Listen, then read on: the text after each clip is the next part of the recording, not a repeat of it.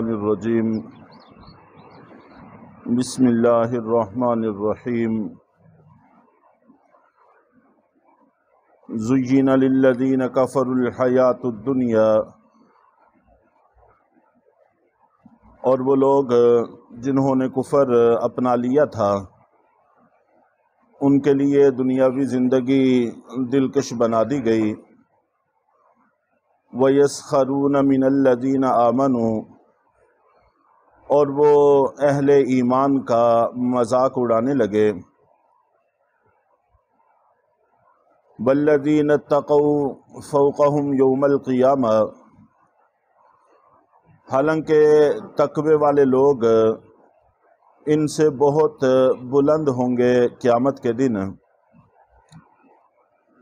یقیناً قیامت میں معیار بدل جائے گا مرتبوں کا اور مقام کا۔ وہاں پر ہر ایک کو مقام وہاں کی کرنسی کے اعتبار سے ملے گا، اور وہاں کی کرنسی نیک اعمال ہیں، تقوی ہیں۔ اس لیے وہاں پر جانا ہم سب کا یقینی ہے، اور جہاں پر جانا ہو وہاں سے بڑے لوگوں سے، وہاں کے اثر رسوخ رکھنے والوں سے انسان کے کچھ نہ کچھ مراسم ہوں، تعلقات ہوں تو آسانی رہتی ہے۔ تو اس لیے جو آخرت کے بڑے لوگ ہیں، صلحاء نیک لوگ، ان سے بھی کسی نہ کسی حد تک ہمارا تعلق رہنا چاہیے، تو انشاءاللہ العزیز وہاں فائدہ مند ثابت ہوگا۔ اس لیے ان کا مذاق اڑانا، ان سے دوری پیدا کرنا اور ان سے اکثر و بیشتر اختلاف رائے کرتے رہنا، یہ آخرت کے اعتبار سے ہمارے لیے مفید نہیں ہے، بلکہ ان سے متعلق رہنا یہ ہمارے لیے مفید ہے۔ واللہ یرزق من یشاء بغیر حساب، اور اللہ تعالیٰ جس کو چاہتے ہیں بے حساب رزق عطا فرما دیتے ہیں۔ رزق کا تعلق حق اور باطل کے ساتھ نہیں ہے، بلکہ اس کا تعلق سمجھدار اور ناسمجھ ہونے کے ساتھ بھی نہیں ہے، اس کا تعلق تو نصیب کے ساتھ ہے، اور جس کو اللہ تعالیٰ چاہتے ہیں عطا فرما دیتے ہیں۔ چنانچہ ہمارے مشاہدے میں بھی بہت سارے واقعات ہوتے ہیں، اور تاریخ کی کتابوں میں بھی ایسے بہت سارے واقعات ہیں۔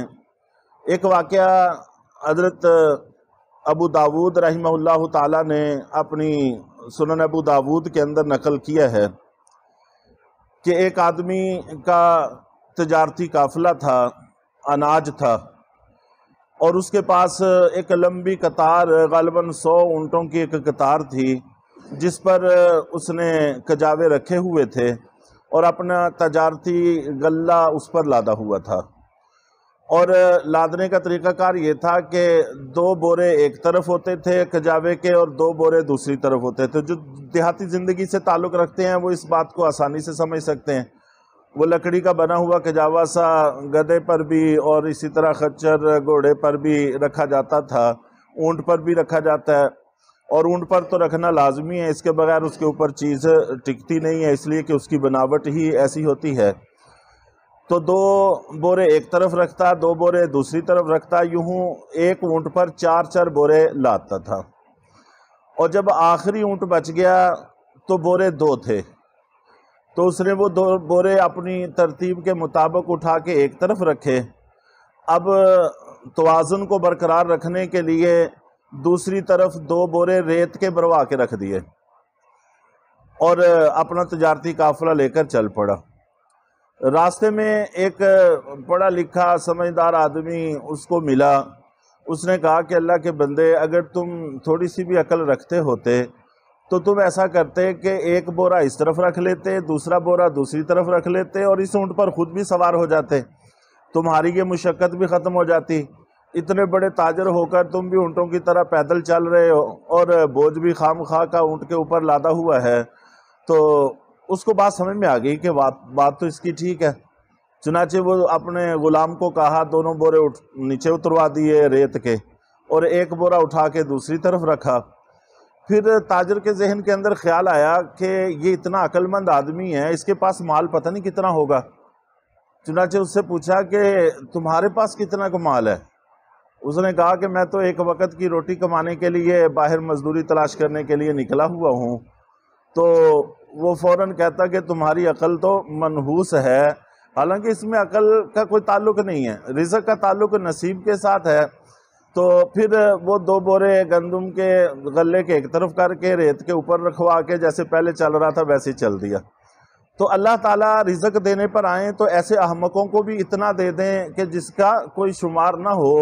تو اس لیے یہ کوئی معیار نہیں ہے حق اور باطل ہونے کا، بلکہ اللہ تعالیٰ کافروں کو کچھ کم دیتے ہیں اور یہ فرماتے ہیں کہ اگر مجھے اہل ایمان کے ایمان کا خدشہ نہ ہو تو میں ان کو اتنا دوں کہ ہماری سوچ سے بھی باہر۔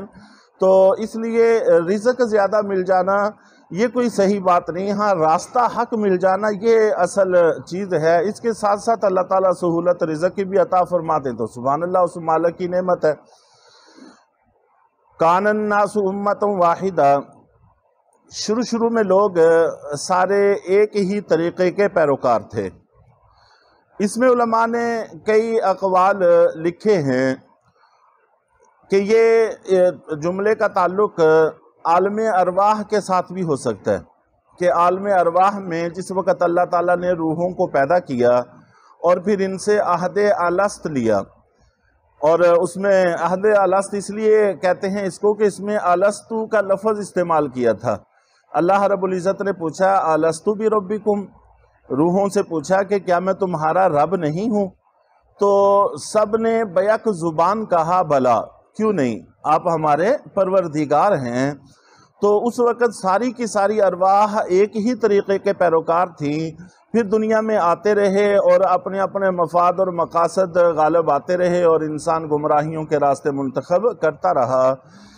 اور دوسرا قول یہ لکھا ہے کہ جب حضرت آدم علیہ السلام اور اماں جان حوا اس دنیا میں آئے اور اولاد انسانی یہاں پھیلی تو تقریباً حضرت ادریس علیہ السلام تک یہ 10 قرن بنتے ہیں، اور ایک قرن بظاہر 1 صدی کا ہوتا ہے، یوں 10 صدیاں 1000 سال تک سوائے قابیل کے، حضرت آدم علیہ السلام کا وہ بیٹا جس نے اپنے بھائی کو قتل کر دیا تھا، کہ وہ شریعت سے نکلا، باقی ساری کی ساری انسانیت ایک ہی طریقے کی پیروکار تھی، شریعت کی پیروکار تھی، کوئی بھی شریعت کے حکم سے باہر نہیں نکلتا تھا۔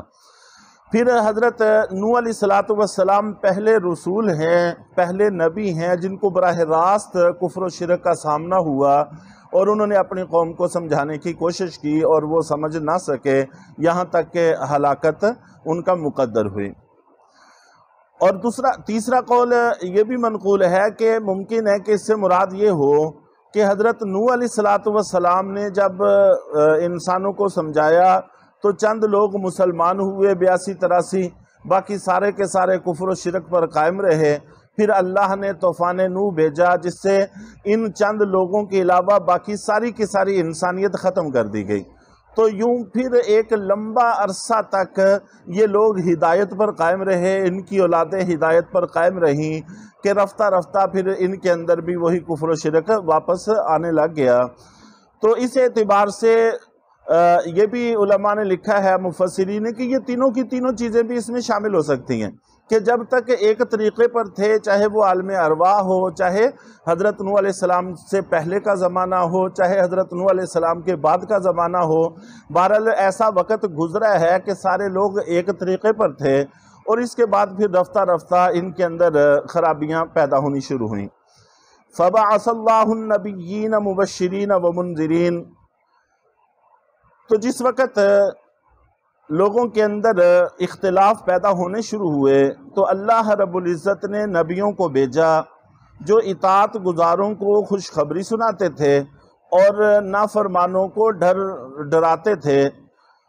وَأَنزَلَ مَعَهُمُ الْكِتَابَ بِالْحَقِّ لِيَحْكُمَ بَيْنَ النَّاسِ فِي مَا اخْتَلَفُوا فِيهِ، اور ان کے ساتھ اللہ تعالیٰ نے حق پر مشتمل کتاب بھی بھیجی تاکہ وہ لوگوں کے درمیان ان چیزوں میں فیصلہ کریں جن میں ان کے اندر اختلاف تھا۔ ظاہر ہے اللہ نے کتاب بھیجی تو چاہیے یہ تھا کہ اس کتاب سے فیصلے کیے جاتے اور اس پر عمل کیا جاتا، اپنی گمراہیوں کو ختم کیا جاتا، لیکن عملاً ایسا ہو نہیں سکا۔ وَمَخْتَلَفَ فِيهِ إِلَّا الَّذِينَ أُوتُوهُ مِن بَعْدِ مَا جَاءَتْهُمُ الْبَيِّنَاتُ بَغْيًا بَيْنَهُمْ۔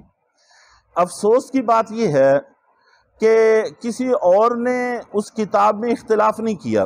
اختلاف کے بعد جو فیصلے کے لیے اللہ نے کتاب بھیجی، افسوس کی بات یہ ہے کہ کسی اور نے اس کے اندر اختلاف نہیں کیا، بلکہ ان لوگوں نے اختلاف کیا جن کے پاس وہ کتاب آئی تھی اور روشن دلائل آ جانے کے باوجود انہوں نے اختلاف کیا، بغیم بینہم، آپس کی ضد کی وجہ سے، آپس کے عناد کی وجہ سے۔ یہ پہلے بھی ہوتا رہا، ہوتا آیا، اور آج بھی ہمارے اندر یہ چیز ہو رہی ہے کہ بہت سارے فتنے وہ جہلیت پر مبنی ہیں اور بہت سارے ضد اور عناد پر مبنی ہیں، حالانکہ حق کا راستہ اور آخرت کا معاملہ ہم میں سے ہر ایک کو پیش آنا ہے، اور ہم میں سے ہر ایک اپنے کیے ہی کا ذمہ دار ہے۔ اس حوالے سے جہاں تک ممکن ہو سکے جس چیز کا پتہ نہ ہو سکوت اختیار کرے، اور جس چیز کا پتہ ہے اس میں حق کے علاوہ زبان سے کچھ نہ نکالے، تو دوسروں پر کیچڑ نہ اچھالے، تو بڑی آسانی کے ساتھ اچھی زندگی جیا جا سکتا ہے۔ لیکن ہم انسان لوگ اس سے باز نہیں آتے، تو گویا کہ یہ بتایا جا رہا ہے کہ یہ جو صحیح بات ہے، محاورے قائم ہیں کہ آگ لگ گئی گھر کو گھر کے چراغ سے، تو یہ تباہی جب بھی پھوٹی اندر سے پھوٹی ہے، جن کو اللہ نے حق دیا انہی کے اندر سے یہ خرابی پھوٹی ہے۔ تو اس لیے ہمیں، جبکہ باقی جتنی نسلیں تھیں اپنا وقت گزار چکی، ہمیں اس بات پر غور رکھنا چاہیے کہ کم سے کم ہم اس کا سبب نہ بنیں۔ فَهَدَى اللَّهُ الَّذِينَ آمَنُوا لِمَا اخْتَلَفُوا فِيهِ مِنَ الْحَقِّ بِإِذْنِهِ۔ تو اہل ایمان کو، وہ لوگ جو ایمان لے آئے، اللہ نے ان کو راہ راست دکھایا اپنے حکم سے ان کاموں کے اندر جن میں وہ اختلاف کرتے تھے۔ وَاللَّهُ يَهْدِي مَن يَشَاءُ إِلَى صِرَاطٍ مُسْتَقِيمٍ، اور اللہ تعالیٰ جس کو چاہتے ہیں راہ راست کی توفیق عطا فرما دیتے ہیں۔ چاہت سے مراد یہی ہے کہ جو راہ راست چاہتا ہے اللہ اس کا راستہ اس کو دکھا دیتے ہیں۔ ہمیں جہاں اور اللہ سے بہت سارا کچھ ہم مانگتے ہیں، وہاں راہ راست بھی اللہ سے مانگنا چاہیے۔ سورہ فاتحہ کے اندر ہم اس کی دعا کرتے ہیں، لیکن اس میں تھوڑا سا دھیان اور توجہ کرنی چاہیے۔